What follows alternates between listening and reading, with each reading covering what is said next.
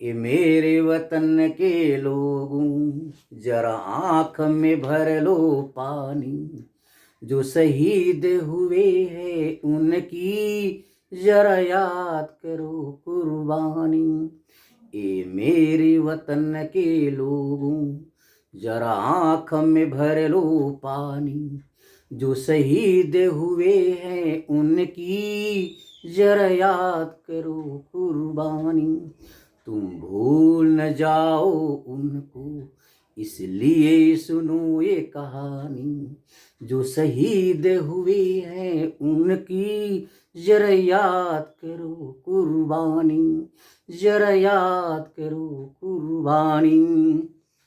मित्रों, दोस्तों, आप सबको तो पता ही होगा कि इस गीत के सिंगर कौन है। इस गीत के सिंगर भारत की ही नहीं बल्कि विश्व की दिग्गज गायिका लता मंगेशकर ने गाया है। आपको पता होना चाहिए कि इस गीत को लता मंगेशकर ने कब गाया था। इस गीत को, ये मेरे वतन के लोगों, जरा आंख में भर लो पानी, इस गीत को लता मंगेशकर ने 27 जनवरी 1963 में यह गाया था। भारत के लाल किला से भारत के प्रथम प्रधानमंत्री पंडित जवाहरलाल नेहरू की मौजूदगी में उन्होंने गाया था। और इस गाने पर लता मंगेशकर ने जब यह गाना गाया तो पंडित नेहरू ने वे रो दिए, उनकी रुलाई आ गई। और आपको ये पता होना चाहिए दोस्तों कि यह गीत कब गाए थे, मैंने कैसे गाया गया, कारण क्या था। लता मंगेशकर ने ये गीत जब गाए उसके पीछे यह कारण था कि 1962 में भारत और चाइना के बीच युद्ध हुआ था। इंडो चाइना युद्ध हुआ था 1962 में, जिसमें हमारे देश भारत के हजारों सैनिक मारे गए थे, हजारों सैनिक शहीद हो गए थे। उनकी शहीद होने के कारण, भारत के हजारों सैनिक के शहीद होने के कारण लता मंगेशकर ने यह भाव उन्होंने अपना व्यक्त किया इस गाने के माध्यम से। ये मेरे वतन के लोगों, जरा आंख में भर लो पानी। आपको यह जानना चाहिए कि इस गीत के गीतकार हैं कवि प्रदीप और संगीतकार हैं सी रामचंद्रन। तो सी रामचंद्रन ने यह संगीत का लय दिया था और इस गीत के रचयिता यानी गीतकार थे कवि प्रदीप। और लता मंगेशकर ने यह बहुत अच्छे तरीके से, बेखूबी से उन्होंने भारत के लाल किला से उन्होंने 1963 में यह गाना गाया था। दोस्तों, मित्रों, भारत की स्वर कोकिला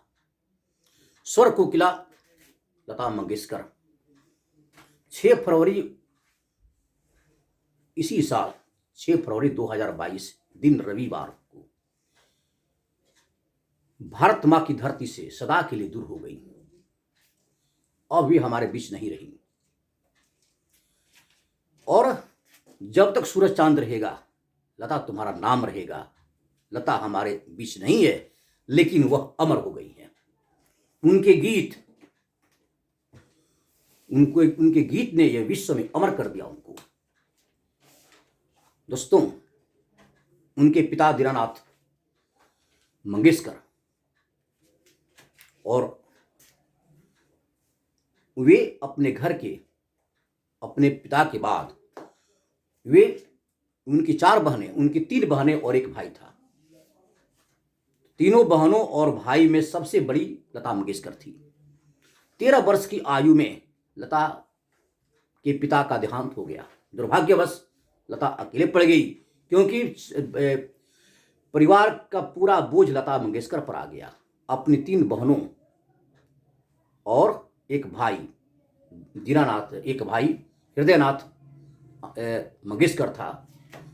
आशा भोसले भी उनकी बहन थी। तो 3 बहनों और एक भाई की सारी जिम्मेदारी लता मंगेशकर पर आ गई। दोस्तों, आपको जानना चाहिए कि जब 5 वर्ष की अवस्था थी लता मंगेशकर की, तो आशा भोसले जो उनकी बहन थी उनके साथ वो एक बार पढ़ने गई 5 वर्ष की अवस्था में। तो जिस विद्यालय में आशा पढ़ती थी वह अपने विद्यालय ले गई पढ़ने के लिए। लेकिन पहले दिन ही लता मंगेशकर जब 5 साल की अवस्था में जब पहले दिन अपनी बहन के साथ गई पढ़ने के लिए, उनके शिक्षक ने बोला कि एक फीस में दो बहनें नहीं पढ़ सकती है, अतः दोनों बहनों का फी अलग अलग लगेगा। लता मंगेशकर छोटी थी, 5 वर्ष की अवस्था में, लेकिन शिक्षक की यह बात उनको लग गई और वह स्कूल जाने से अपने को मना कर दिया। तब से वह आजीवन स्कूल नहीं गई, पढ़ने विद्यालय किसी विद्यालय में नहीं गई। वह मध्य वर्गीय परिवार से बिलोंग करती थी, गरीबी अवस्था थी क्योंकि, और पूरे परिवार की जिम्मेदारी लता मंगेशकर पर थी। लता मंगेशकर की उपलब्धि 2022 में, इस साल जो उनकी मृत्यु हुई, उनकी अवस्था 92 वर्ष, 92 ईयर्स। तो बंधुओं, मित्रों, प्यारे दोस्तों, लता मंगेशकर ने अपने जीवन में बहुत कुछ किया, बहुत बड़ी बड़ी उपलब्धियां प्राप्त की है। 1959 में सबसे पहले फिल्म फेयर अवार्ड उनको मिला था। और बंधुओं, जानना चाहिए कि किस फिल्म के लिए उनको फिल्म फेयर अवार्ड दिया गया। मधुमती उनका जो फिल्म था, पहला film fair award Lata Mangeshkar को फिल्म मधुमती, और मधुमती जो फिल्म थे उसी में उन्होंने जो गाना गाया, उस गाने पर उन्होंने पहला फिल्म फेयर अवार्ड जीता। उसके बाद 1969 में उनको पद्म विभूषण से नवाजा गया। 1969 में पद्म भूषण। 1974 में, उस समय विश्व में सबसे अधिक गाने का रिकॉर्ड लता मंगेशकर को था। तो विश्व में सबसे अधिक गाने जाने वाली लता मंगेशकर को गिनीज वर्ल्ड बुक में, गिनीज वर्ल्ड रिकॉर्ड में उनका नाम दर्ज किया गया 1974 में, 1974।